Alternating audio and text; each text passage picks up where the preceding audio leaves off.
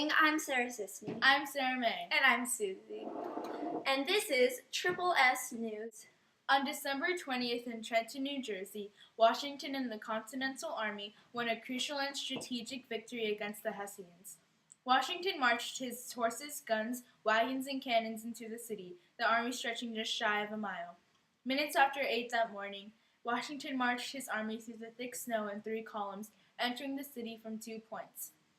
John Stark marched into Trenton west of River Road, while Washington and Nathanael Greene arrived from the north.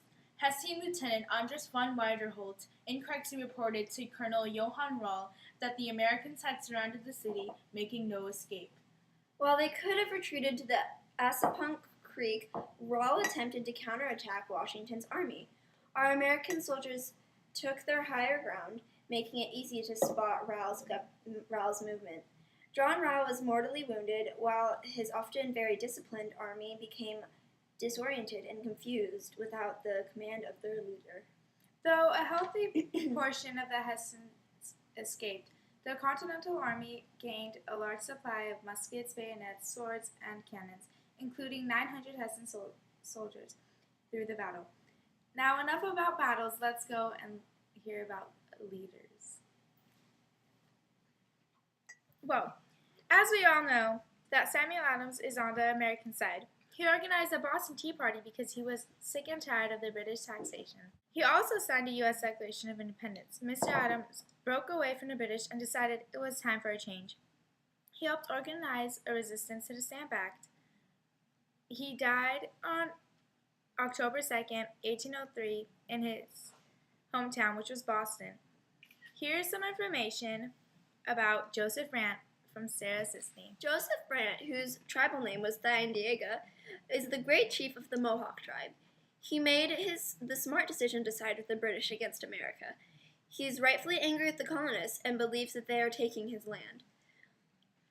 He convinced the Senecas, Ondiegas, Mohawks, and Cayugas to side with the British. Joseph Brant became a British Army captain and led the war parties to attack many Native American villages. His people killed hundreds, causing the Ondiegas to suffer. However, taking sides split up the Native American tribes, causing them to lose their strength. During the late 1770s, Joseph Brant's strong armies fight with the British loyalists. They're raiding and massacring American settlers living on farms in New York. After George Washington's attack, Joseph Brant and his followers fled to Canada. However, by the end of the war, there are less than 8,000 left of Joseph Brant's tribe. I think that Joseph Brant was a great leader. However, he could have made some better decisions with his war tactics. Thank you for your opinion, Sarah. Now let's hear about Peter.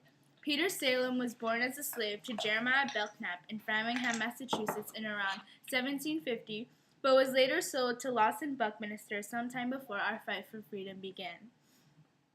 With Buckminster's permission, Salem enlisted in the Massachusetts Minutemen, and on June 17th, during the height of our war, he shot British Major Officer John Pitcairn during the Battle of Bunker Hill. This admirable man also fought for our freedom during the battles of Saratoga and Stony Point, and on December 31st, 1779, he was honorably discharged from the Continental Army. Thank you, Sarah. Well, as we all know, women played a very important role in the Revolutionary War. Women were nurses, cooks, maids, and laundresses.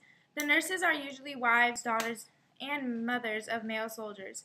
There are many women who are a big deal in the war, and Betsy Ross is one of them. Betsy is an inspiring woman right now in our hardship. She is making the first American flag. When she first got married, she lost her husband in the war.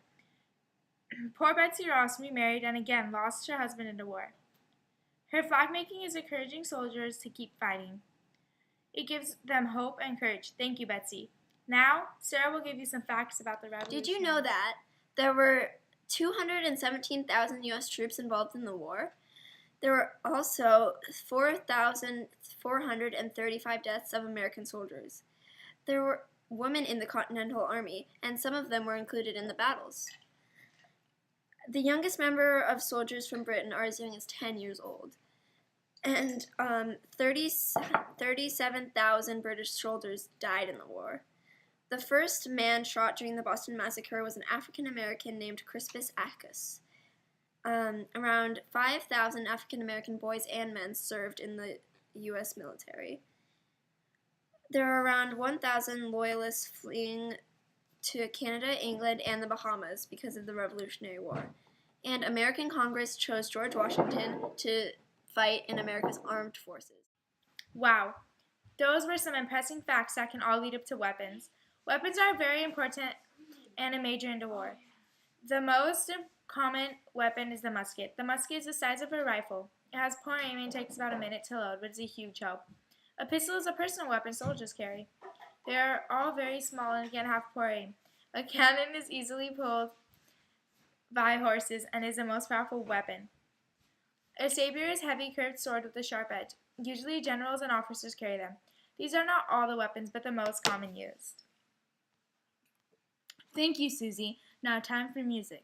Music of our fight for freedom is often composed to inspire excitement and emotion for our cause, make a banter of the enemy, and briefly forget of the ugly, harsh realities of war.